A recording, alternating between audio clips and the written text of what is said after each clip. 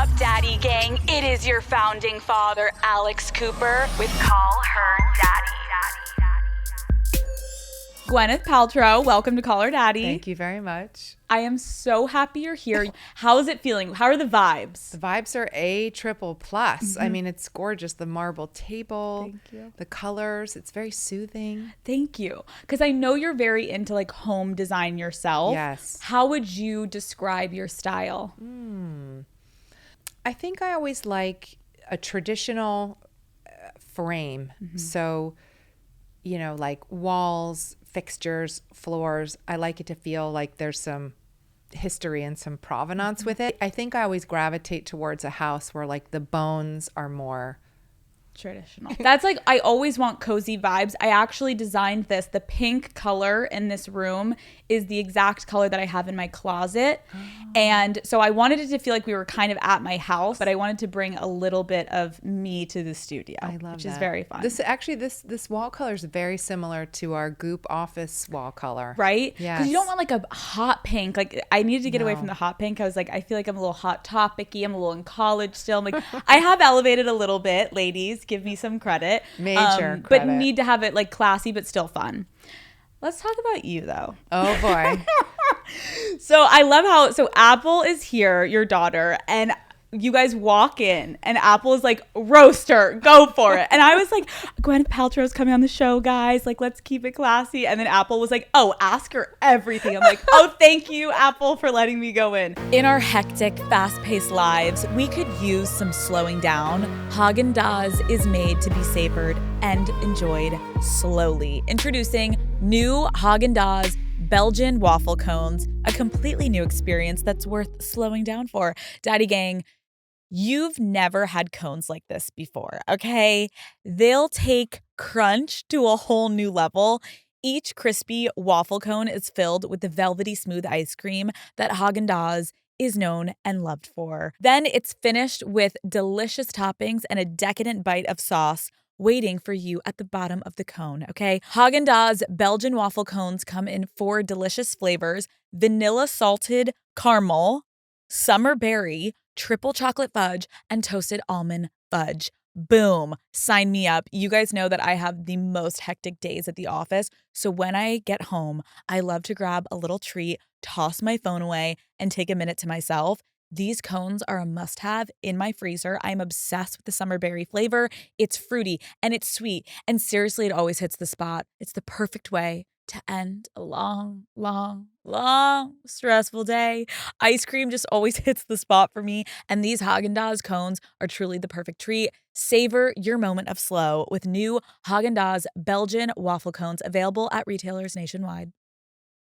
So you're an entrepreneur, you're a mother, and you're an actress.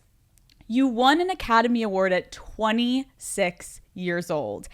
How did winning an Oscar at such a young age impact the way that you viewed and felt about your career? Well, I guess I should start by saying, like, I was so driven. Like, I was working so hard and I didn't know exactly what I was working towards. I just wanted to be successful and to be well regarded. And I, was kind of on this really fast track, and it all kind of happened so quickly, which is what I think you're alluding to. And then for somebody like me who, I think I was working through a lot of the harder parts of my growing up through achieving success. And once I won the Oscar, it put me into a little bit of an identity crisis, because if you win the biggest prize, like, what are you supposed to do and where are you supposed to go? It was hard, like the amount of attention that you receive on a night like that and the weeks following is so disorienting and frankly really unhealthy. I was like, this is crazy. Like, I don't know what to do. I don't know which way is up. And so I think it was a lot. And then I also, not that I would give it back or anything, like, it was an amazing experience, but it kind of called a lot of things into question for me. And then I think because I hadn't done a lot of healing work yet, I was like, well, now I need to, what am I going to do? How am I going to continue to achieve? Do you mind sharing, like, when you're referencing, like, you were working towards solving the things in your past? Yeah. Do you mind sharing what you're talking about? Yeah, sure. I mean, I think, we all go through traumatic things in our childhood. And, I think our parents, especially my parents' generation, they had a very different orientation around parenting. It's like, Apple and her brother are like, I kind of revolve around them, and hopefully not to their detriment, but I think I grew up in a generation where there wasn't that orientation. And I think, we moved a lot, to move with my mom when she was working, which also of course had great things. But it was, it could feel destabilizing. And I think there were also like really high standards prescribed to me in my house. I don't even know if my parents were conscious they were doing it, but I always felt like I had to prove on some level that I was worth something, that I was lovable. And not only from my parents, but I think just from the culture that I was growing up in. No, I get what you're saying. And I think that's something I've been realizing in therapy is like, of course, we can look at how our parents fucked us up. Like, I don't think there's anyone on the planet that's like, my parents were absolutely perfect. Like, but I do think generationally, it's also important to look at, not to give them a free pass, but like, they don't have the tools that we now have of like, therapy wasn't even a conversation. Mental health wasn't even a conversation. Right. So even you saying like, I don't even think they were aware of the pressure they were putting on me. It does make sense now, especially if you are in therapy or working on yourself. Like, the past generations, to me, it's very apparent as to like what they were lacking, and how fortunate we are now to have conversations with like you having with your children. When you talk about having this like almost like crisis of like, you win this Oscar, everyone's looking at you, you're this beautiful young woman, how do you think that impacted like your self-worth at the time? I felt a real pivot on that night, because I felt like up until that moment, everybody was kind of rooting for me in a way. And then when I won, it was like too much, and I could feel a real turn. And I remember I was working in England a lot at the time. For some reason, I was doing all my movies in the UK. And I remember the British press being so horrible to me because I cried, and they didn't necessarily know that, my grandfather was dying of cancer. My dad, who was in the audience with me, was like, had just had all this crazy cancer treatment, and he was really debilitated. And it was just this totally overwhelming moment. And, I was 26, like I cried, and people were so mean about it. And I just thought like, wow, there's this big energy shift that's happening. And I think I'm going to have to learn to be less open-hearted and much more protective of myself and filter people out better. It was like this big reckoning in a way.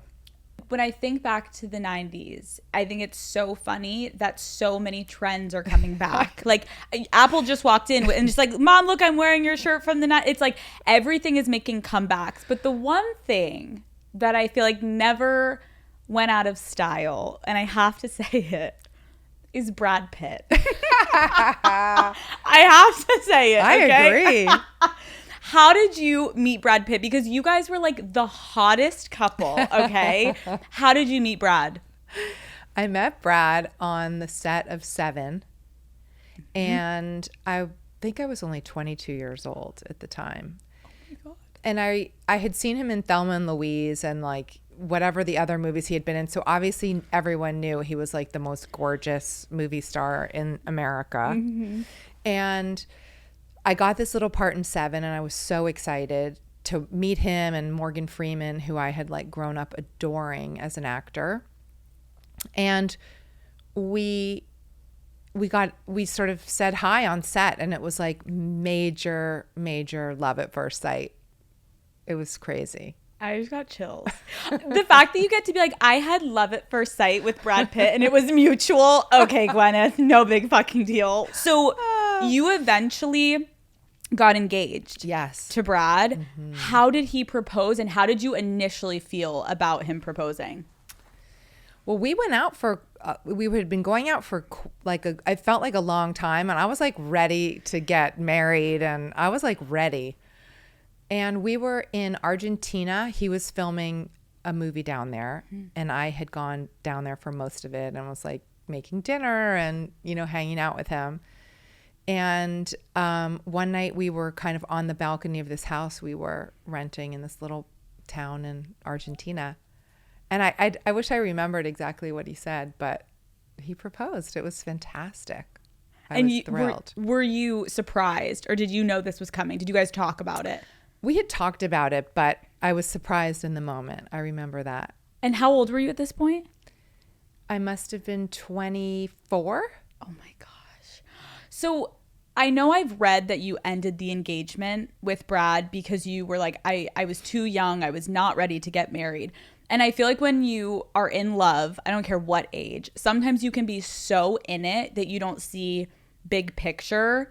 How did you realize that you were not ready to get married? Well, I had a lot of development left to do looking back in hindsight. Like, you know, in a lot of ways, I didn't really fully start to come into myself until I was like 40 years old. And I had such a pleasing issue. Like I didn't even really understand how to listen to my instincts and act from that place, like for what was right for me. I was always trying to adjudicate like what's right for everybody else, you know, being the sort of thermostat in the room, like, oh, you know, it's getting a little uncomfortable, like let me cool it down, like it's getting cold, let me warm things up, and always sort of outsourcing that and not really giving myself like the dignity of being close to myself, you know? And so when I look back, you know, I think I was really a kid, like really more so than a lot of 22 or 23 or 24-year-olds I would meet now. You know, I really had not explored who I was, what was important to me, what my boundaries were, anything like that. And so I was totally heartbroken when we broke up, but it was just, you know, the right thing at that time. But it was really hard. When you say you broke up, like, is that how you explained it to him? Like, I'm too young, like I can't do this? No, it was like there were sort of a number of things that had happened. And also he was 9 years older than I am. I guess he's still 9 years older than me. And so he was like far more, he knew what he wanted. He was like ready to do it. And I was kind of all over the place. And so it was really like one of those difficult things where I felt like, oh my God, I'm not only am I not ready, but I'm not like living up to the standards again. You know, it was like a familiar refrain that I felt about myself.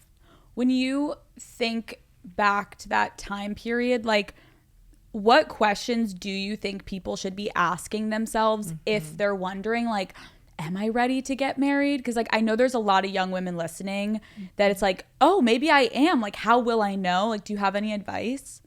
I think that as women, we know on such a deep level what is right for us. And so it's really just a matter of how many layers we've put on top of that. And I do think we're socialized as women in this country to not do that. Like we don't tune in and really listen to ourselves. And so I would say the best thing is like to work on your friendship with yourself. The closer you are to yourself, then the more decisions you will make from that place, and that will be the right decision. Anytime I have a deep conversation with my friend, whether it was like she stayed in a relationship too long or I was in a toxic relationship, you always kind of know. You know. And like, I really feel like a woman's intuition is never wrong. Like when you're feeling something's off, a lot of the times we're just not acting on ending something or doing something for ourselves because there's a layer, like you said, of something prohibiting us from making that decision, whether it's like the societal issues of like we're living in this patriarchal society and you're like, I want to please the man, and it's been so ingrained, like whatever it is, usually it's actually, you know, the truth. You just have to be in tune with yourself. That takes a lot of time though. Yes. And one layer of complexity I would add is that, you know, when I look back, and I think this is pretty pervasive, like most of us are sort of replaying relationship, that dynamic out in our romantic life that we had with our most difficult parental relationship. Like Kerry Washington said to me the other day, there's only one letter difference between parent and partner. And which I thought was, a very succinct way of articulating it, because that's something that I did for sure in my romantic relationships. And some people don't do that, and they're attaching in really healthy ways, but those are things to keep in the back of your mind too. Like, am I trying to work something out with this person that's really my own work? Right. Because a lot of times that means you shouldn't be with that person. Yep. You should go do your work and then find somebody that's going to really uplift you. Because most of the time when you're in a situation with someone that you're trying to play out, like your issues with your dad or your issues with your mom, you're right. Then when you actually go do the work, you wouldn't go back to that partner. You're like, wait, no, that actually doesn't work for me at all. That's right. I'm interested to also know about Brad, and then we're moving on. But like, actually, let's do the whole episode about Brad.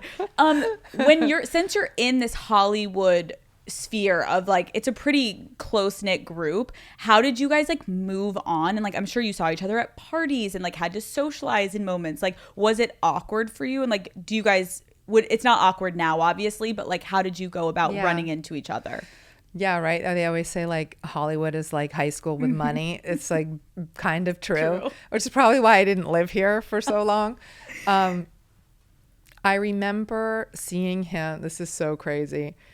Like, because I was like heartbroken and so upset, and then I remember the first time I saw him, I was presenting at the Academy Awards the year after I won.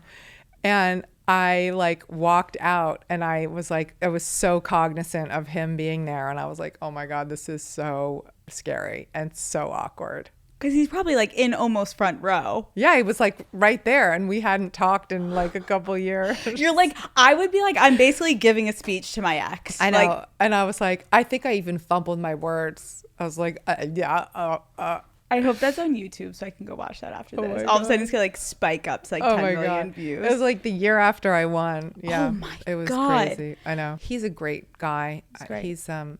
He's wonderful. I really like him a lot. Yeah, casual. Okay, another relationship you had was with Ben Affleck, which is like, I'm sitting here being like, you have the most stacked roster of any person that has ever come on Call Her Daddy, Gwyneth. I'm not kidding. I'm like, no one has sat in a chair and I'm like, Brad Pitt, Ben Affleck. I'm like, what? Tell us your tips. My actual question was this. Do you think that all of your exes have bought your vagina candle? They want to really relive the good times. That's what it's there for. Can you imagine someone like going into Brad Pitt's house and like, is that Gwyneth's vagina candle? What the fuck? Okay, we're gonna play a game. Okay. Brad or Ben? It'll be fun. Okay. Brad. No. I didn't even ask a question. Oh, I thought that was the question. Brad or Ben? Okay. That's so good. Now I get it. Okay, this is good. Okay, now overall it's Brad. Now. Okay. Call Her Daddy is brought to you by Hidden Valley Ranch. Hidden Valley Ranch now comes in a new easy squeeze bottle. The same ranch you love, just in a new, easier to use bottle. New bottle, same great flavor. Hidden Valley Ranch is the original ranch, the brand that created ranch in 1954. Recently, Hidden Valley Ranch changed its packaging, moving from the iconic paddle bottle to a new easy squeeze bottle. Okay, the new bottle offers a lot of benefits, including making it easier to just get the right amount of ranch out without making a mess and helping you get out every drop. Hidden Valley Ranch is America's #1 ranch. Visit walmart.com/Hidden Valley to find Hidden Valley Ranch in the easy squeeze bottle. Hidden Valley Ranch, only serious about flavor. I love you, Hidden Valley Ranch. Thank you for that. I can't believe I finally get to say this. Call Her Daddy is brought to you by Stouffer's. You don't even understand. Daddy gang, let me set the scene for you, okay? It is 6 o'clock. You get home after a long, stressful day of work and you feel like you can't make one more decision, right? You're burnt out, you're tired, but you realize you're starving. It is dinner time, but even just thinking about what to make feels so overwhelming, okay? The fridge is empty, obviously. The idea of cooking sounds miserable and all you want is something easy, delicious, and satisfying.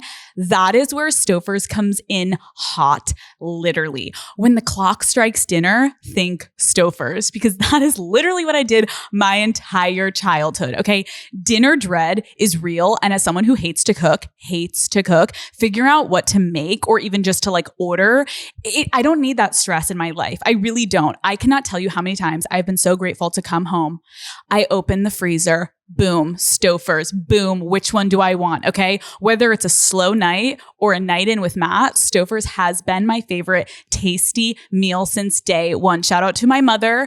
She and I would eat the mac and cheese. That was like a weekly staple. Their lasagna is actually incredible. Oh my God, the Swedish meatballs, my favorite. Oh my God, the turkey and mashed potatoes with gravy. Oh my God, the turkey tetrazzini, you guys. Stouffer's delivers big on flavor with great ingredients in every single frozen meal. For nearly 100 years, it has been the dependable choice for bringing friends and family together so we all can spend less time cooking and more time enjoying the moment. So skip the chaos, cancel the internal dinner debate, and solve dinner dread with Stouffer's. Shop now at your nearest retailer today. Stouffer's, I love you. Okay. Who had better style? Oh my gosh. I'm going back in time now, trying to assess wardrobes. Probably Brad. Okay. Who was more romantic? Brad. Like Brad. Who was more likely to make you laugh? Ben. Who were you more likely to get into an argument with? Ben. Who was more high maintenance? Gosh, that's a really good question. I'm not sure I would characterize either of them as high maintenance. They were both like pretty Chill. Yeah. Okay. Who cared more about their appearance? Ooh. I'm not sure. I feel like neither of them were very vain like that. Like, I'm not attracted to guys who are like looking in the mirror the whole time. Yeah, you need a little scruff. Like a little, You need a little scruff. Although Ben did have like a mirror face that he would throw at the mirror. You have to do it for us. Like, I can't really remember, but it was sort of like, you know, like he had a funny mirror face. I think he was joking though. Okay. Who was a better kisser? Oh my God, let me think. Gosh, I have to remember so far back. They were both good kissers. Okay. Who was better in bed? That's really hard. That is really hard because like Brad was like the sort of major chemistry love of your life kind of like at the time, you know? And then like Ben was like technically excellent. Holy fuck. I can't believe my daughter is listening to this. Technically, Yeah. excellent. Yeah. Holy fuck. God bless J-Lo and everything she's getting over there. Oh my God, that's amazing. Okay, last question. Okay. This is really going to cause some issues. Am I blushing? I am. Oh my gosh. Who is the better actor? Oh, wow. I mean, they're both so talented. I feel like, and Ben is a great writer and director, but I guess I would probably have to say acting alone, Brad. Like Yeah. if you think of all the really different roles he's done, I mean, Ben is great too. They're both great. They're both great. I mean, you've got great exes. Like, you can't really go wrong. You know what I mean? And those are just the ones you know about. Well, we're going to get to that. You can't tease me here, Gwyneth, and not expect. I was going to ask, you know, we know a lot of your exes. But would you be willing to maybe drop a name of someone you've like even had a makeout with that's A-list that like the world doesn't know about? I don't think I could say the name. Can you give names. us a hint? What about a little Leo action? No, never made out with Leo. Never. He tried back in the day, but he was already like, he was very Doing his thing. loose with the goods, like from when he was 19. What about Johnny Depp? Never made out with him. We did a movie together, but we did not make out. Bradley Cooper? No, I don't even know Bradley Cooper. I mean, I've met him, but I've never Yeah. Okay, well, we're going to have to sidebar, and you're going to have to tell me one name that I can hold close to the chest. I'll tell you after. Okay. Okay. You also dated and married Chris Martin, one of the biggest musicians in the world. Yep. Shout out Coldplay. Love ya. Shout him out. We are going to do one last game. Okay. Fuck, marry, kill. Brad Pitt, Ben Affleck, and Chris Martin. Wow. Well, obviously I'd marry Chris Martin because he gave me my 2 children who are the loves of my life. So I would do that all again. Oh.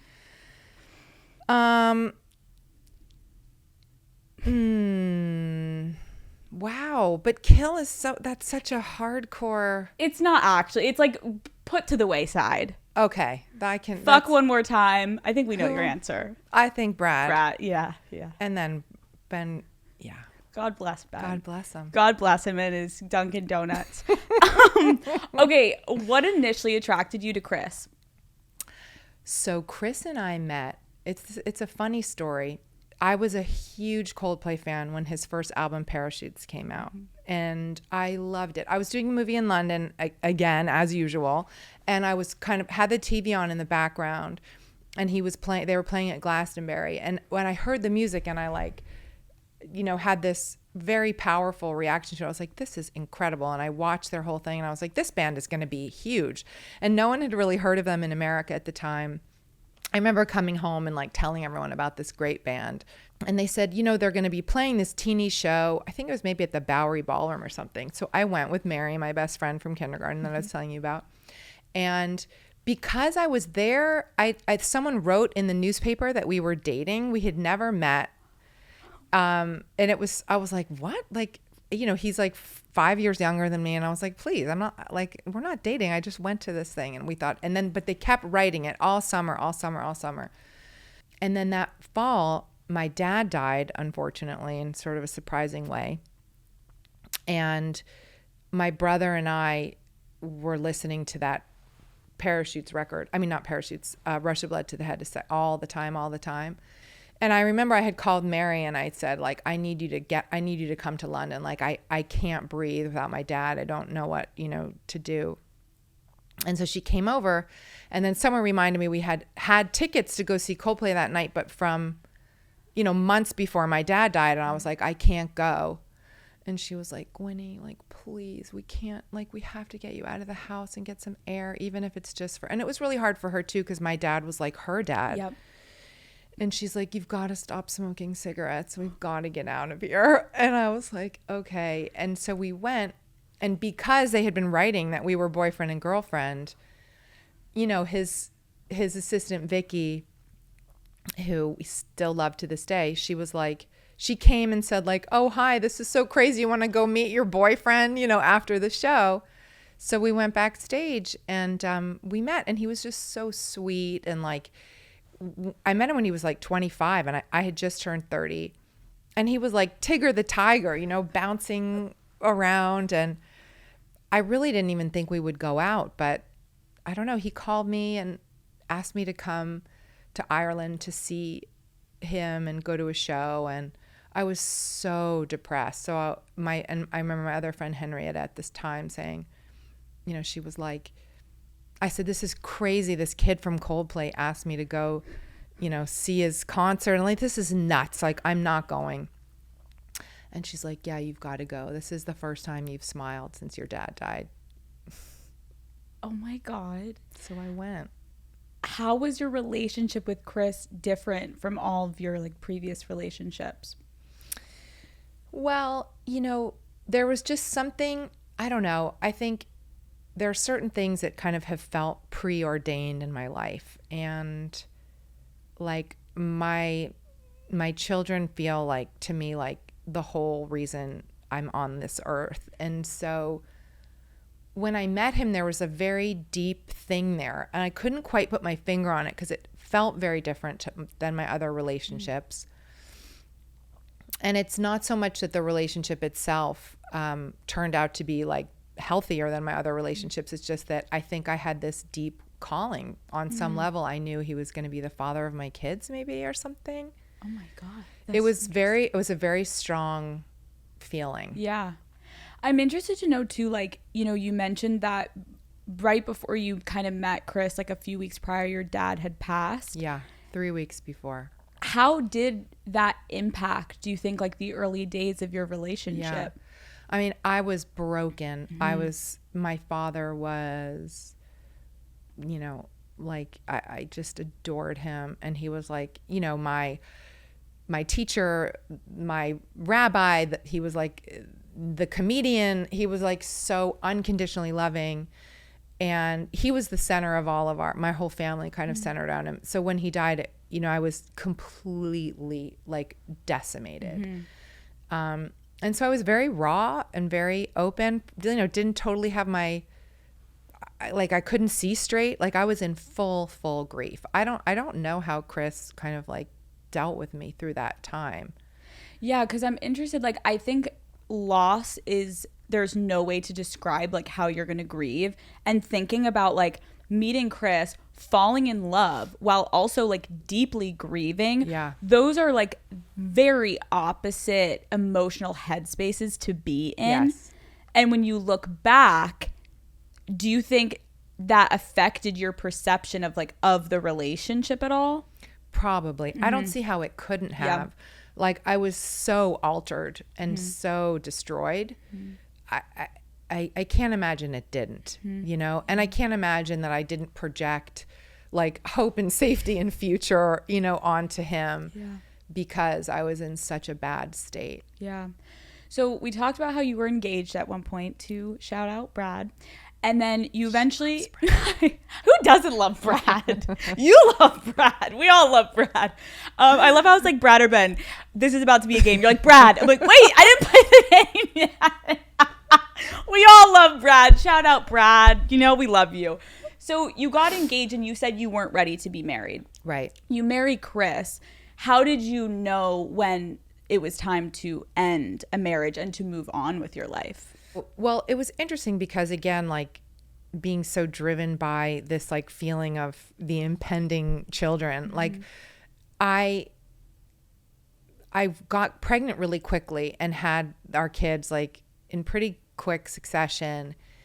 And so then you're sort of thrown into like, I was like in grief, and then I had Apple, and then I had Moses, and then I think you just try to make it work, especially for me, you know, I don't like I think we have barely any divorce in our family. All of my best friends from, you know, elementary school, high school, they're all married to like their college sweetheart. Like no one, I wasn't around to, like, I just felt like it was such a failure, and even contemplating us not being together. And I was so worried about it for the kids and for what it said about me. And it was so hard. And then, you know, I really wanted something very different to what he wanted. And I felt very, kind of lonely in the marriage in a lot of ways. And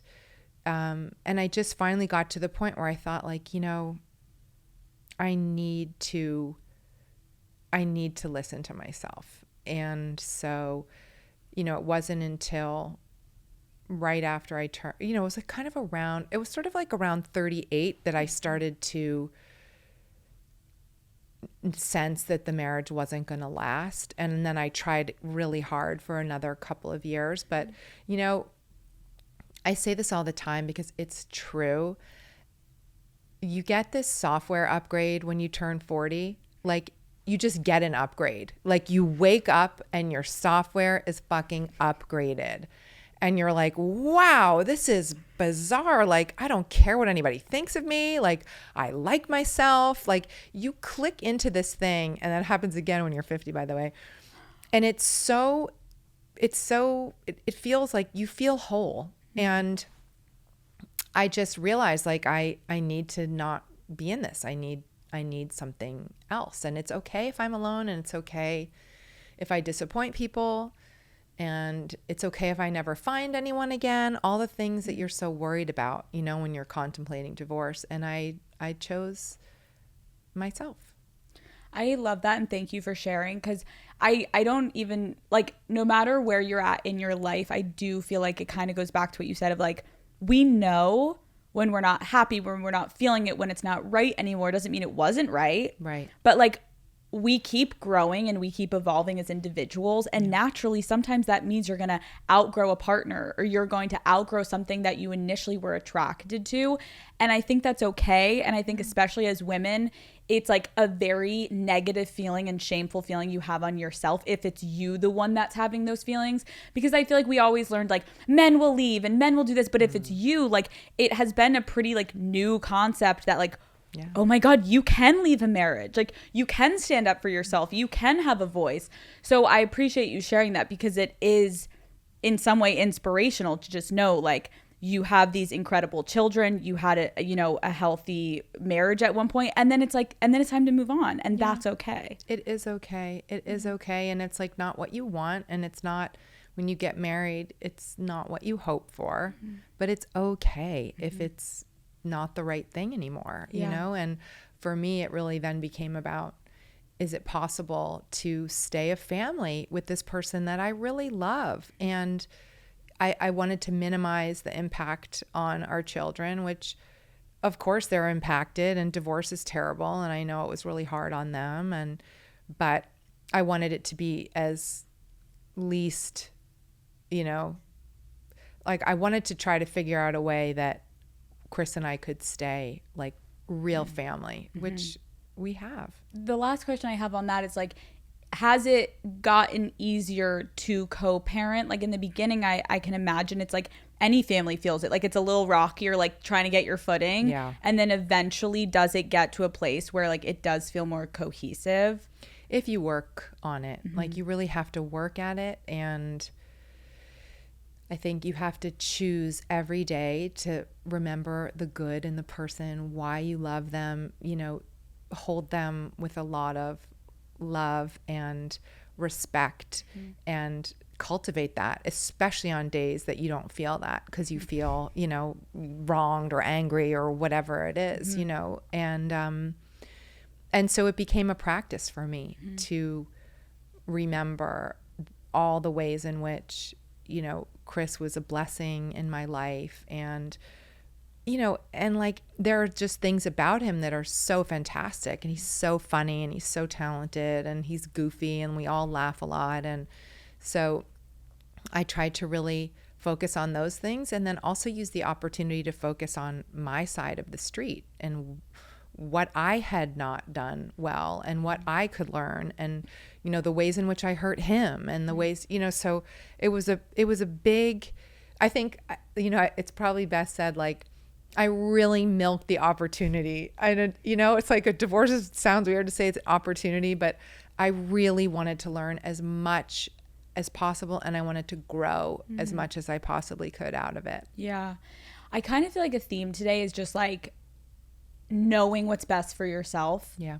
And you played a vital role in starting the Me Too movement, and you were very open about your experience. How did you decide to come forward and talk about everything? It was scary because, you know, I had grown up watching the women who had spoken out be reviled, rejected, you know, pilloried in the town square. And I had never seen a model where a woman could speak out and there would be repercussions that were on the man and not on the woman. And so this was a story that everybody, it was like the worst kept secret. Not that Harvey Weinstein was raping people, but, that he was sort of crossing boundaries and trying stuff on. And we all kind of knew that was happening. And like my story had happened to 10 of my friends, But when I had learned the full extent of what he had done through my cooperation with the New York Times and talking to Jodi and Megan, who are two incredible women, incredible investigative journalists, I just thought, this has got to stop. And I felt like if maybe there was a chance it could impact the workplace for my daughter and her friends, like I felt really obligated to say something. Call Her Daddy is brought to you by Airbnb. Okay, Daddy Gang, I love a good party, but when my girl group chat asked me what I wanted to do for my birthday this year, I knew exactly what I needed. Last year, I was like, let's rage our faces off. And this year, I'm like, let's have just like some cozy quality time. Let's relax. And so we found a weekend for a girls trip. And naturally, our next step was Airbnb to find the perfect house for all of us to just unwind and be able to spend time together. And staying in a house with your friends, in my opinion, it completely changes the vibe of the whole trip and it makes it more special. You can get to know the neighborhood together. You can go find your favorite coffee shops. Second, I just love feeling like roommates living in the same city together. Like all of my friends and I don't live in the same place. So when we get to stay in a house, it makes me kind of feel like we're in college again. Staying like locals also, I feel like helps you feel immersed wherever you are. And getting an Airbnb is the best way to not only explore a new city, but have a new space in that city. I love that Airbnb has something for everyone because my friends and I, there's a lot of different things that we're looking for when it comes to finding the right home, right? Some people want a big kitchen to cook in. Not me. Don't even care if there's a kitchen. Others want proximity to the beach. And then others want to make sure that they can bring their dogs and it's dog friendly. Do you know what I mean? Also, I want a hot tub. Love a hot tub.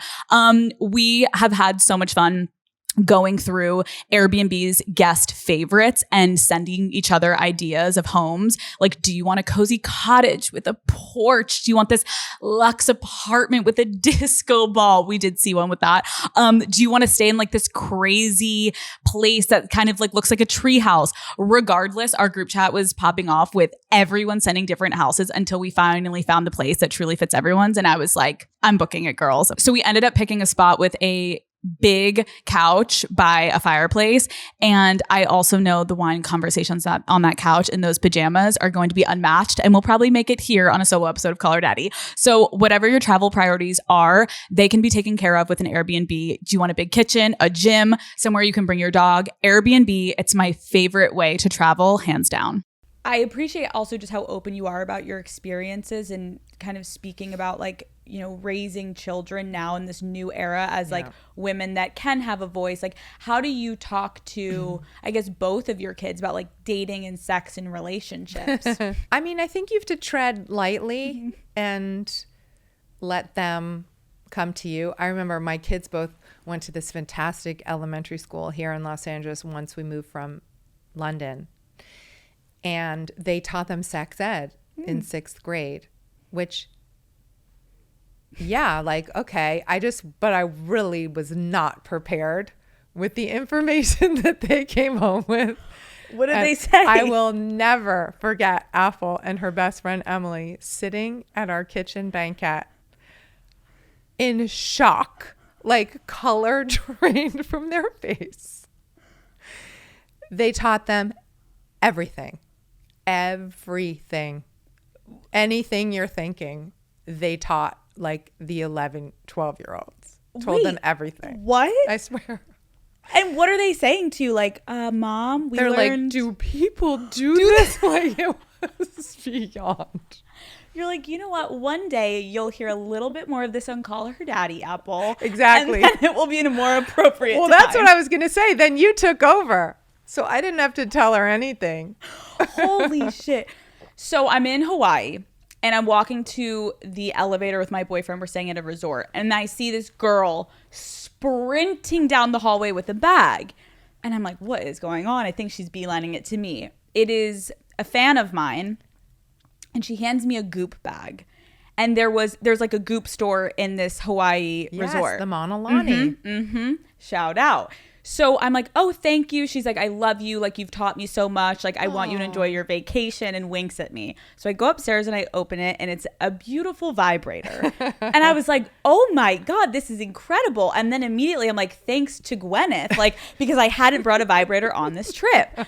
And it was used, and it was used again. It was great. It was a great time. God. It was a great time. I thought you were going to say, I thought you just said, like, meaning you opened the box and it was used, and I just died. And this vibrator was fully used. Fuck you. No, I used it on my trip. Okay, thank you. It was phenomenal. And so I'm curious to know, because I'm a big advocate for toys and vibrators, especially for women. We have like obviously a harder time getting off. When is the first time you used a vibrator? Wow. Probably when Sex in the City came out, and, you know, Samantha was talking about, like, everyone. I remember, like, you would go to a bridal shower, and, like, all of a sudden there were vibrators, like, as party favors. And it's almost like they stopped being party favors and they need to be again, because I remember in college being like, I think I need one. This is disgusting. Well, it's not. I started to use the back of my electric toothbrush because I didn't know where to get a vibrator at the time, Gwyneth. Yeah, thanks to Goop, now we know where to go. Thank but goodness. At the time, it was like, I'll get a new toothbrush in the morning. Like, this is desperate times calls for desperate measures. And there I was with a good old back of the toothbrush. I didn't use it in the morning, everyone. Don't come for me. Why do you think women are so intimidated, though, by vibrators? Well, you know, this is this could be like a very long discussion. I mean, there's such systemic shame for women historically around pleasure. And we are, to your point, we do live in a patriarchal society. The paradigms aren't there for female pleasure. And so we've been taught to be like ashamed of it, not ask for things, not say like this feels good or this doesn't feel good. And this is why at Goop we have really kind of indexed into this area, because I really feel like it holds us back so much. It's this one area where, and look, I'm still not comfortable talking about it. Like, this is inculcated in for decades. Like, and I'm so happy when I see it changing in your generation and Apple's, like, and this sort of freedom around the idea that women deserve pleasure. It makes me so happy to see that, but it has not always been that way. You're so right. The shame comes from, obviously, as women, it's never been celebrated to like pleasure yourself. You hear about like men or boys when you're younger. It's like, oh, he's just touching himself. Oh, girl. It's like, stop doing that. Like, it's wrong. Just do it secretly. So now I agree that like it can be cute and fun and clean and not scary and veiny and too large that you're like, that's bigger than my thigh. Like, what is happening? So no, I really appreciate that you have what you've done, because now I have my little baby purple little like bullet vibrator, and I use it all the time. I don't know if that freaks you out, but not at all. Not in the slightest. Okay, Gwyneth, what is the craziest place that you've had sex? I mean, I don't know. I've been famous for so long that like, you're getting, you know, I think one time back in the day, I did it in an airplane bathroom on an overnight flight to Paris. Would you drop the name of who it was with? It wasn't anyone famous.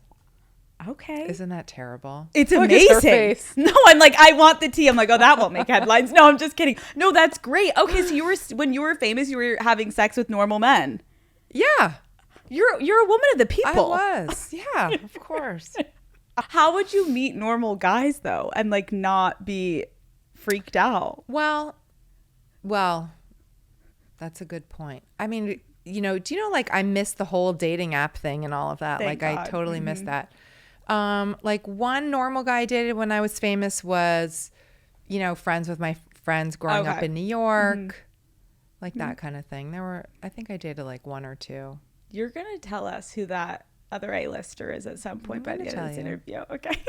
You started a wellness brand, but you did this before it was cool to like start a wellness brand. How did you come up with the concept of Goop?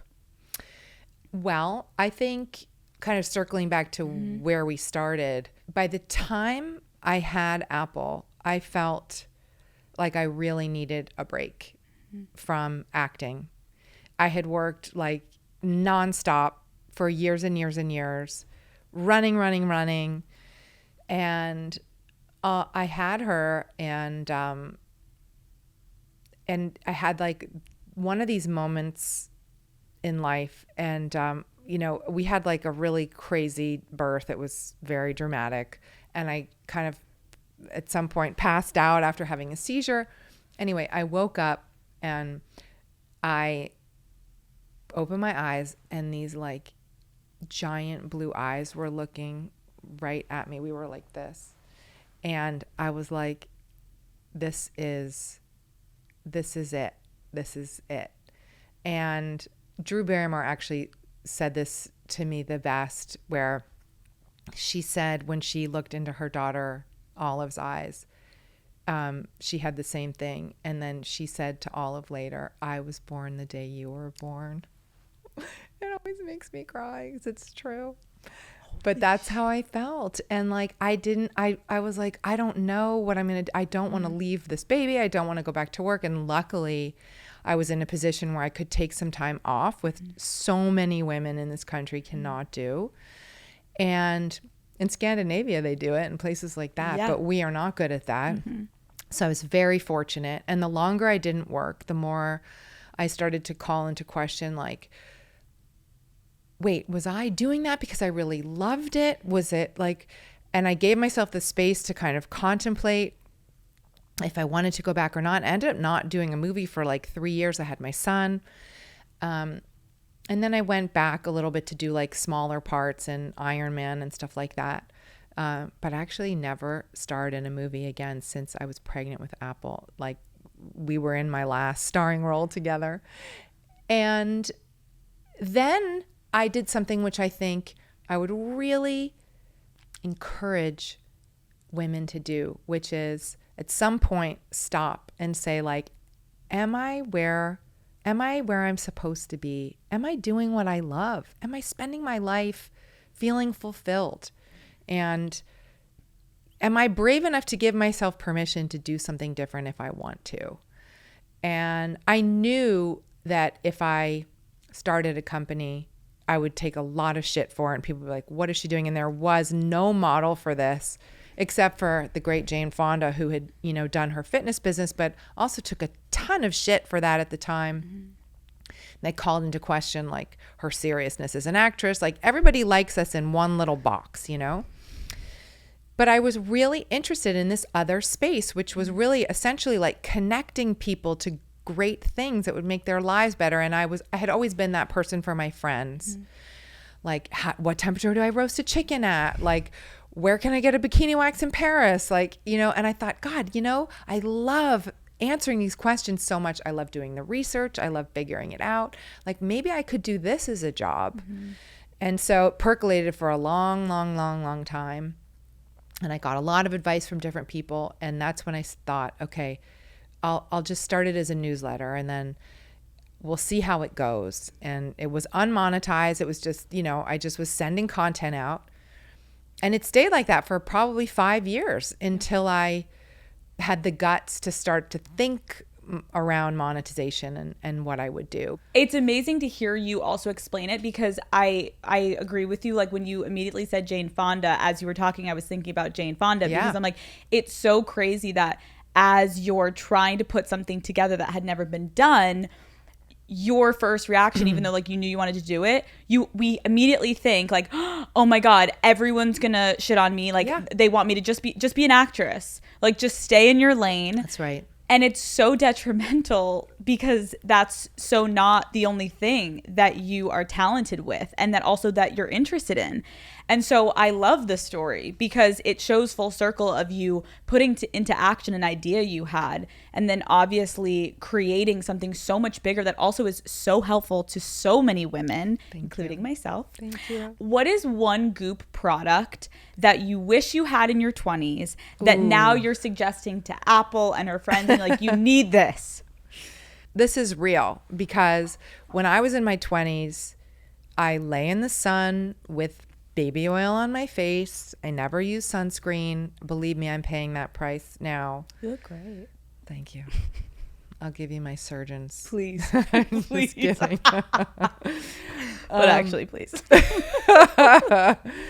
So I wish that I had taken greater care of my skin earlier. Mm-hmm. And what's so great now is that we've come so far with product development, and because clean beauty is a huge thing for me. Like, obviously that's why one of the main reasons we started Goop. I was appalled at the levels of toxicity in beauty products that are largely unregulated. We put all over our skin. They're transdermally absorbed.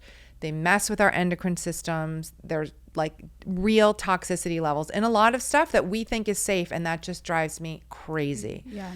So I saw a real white space, you know, to create these products. And anyway, like for the women out there now, like look, I would recommend, I mean, we have this new eye cream that's coming out right now that's so incredible, and it's like packed full of vitamin C, and it's got caffeine and niacinamide, and it works so well, and it's very preventative as well. Mm-hmm. So I can use it for my crow's feet and my dark circles, and Apple can use it preventatively.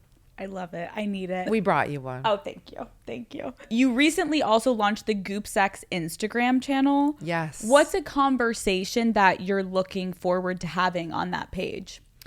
Well, again, like just to sort of traverse back over what we were saying, it's so important for women to have places that they can, you know, and resources. And like, that's why what you do is so fantastic in terms of destigmatization, creating a space where women can explore these questions and these feelings and like the normalization. It's really beautiful. And I'm so glad that you do what you do.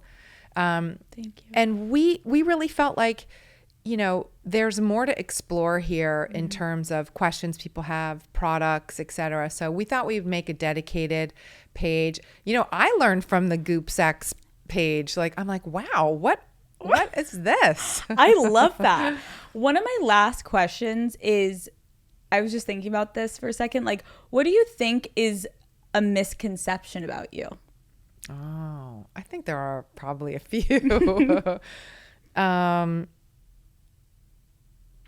I think like maybe not as much anymore, but I think like there was a misconception like that me and Goop, that we together were like wacky or, you know, like dealing in pseudoscience, which is such bullshit. And like, we're actually so rigorous around like what we're talking about. And sometimes we talk about really cutting edge things, but we really label the content as that. So we're not saying this is fact. We're saying like, this is an emerging theory or something. So I think that's a way to keep also the power of the brand down, right? So it's like if you're threatening the status quo, like people used to throw that at us a lot. What about personally?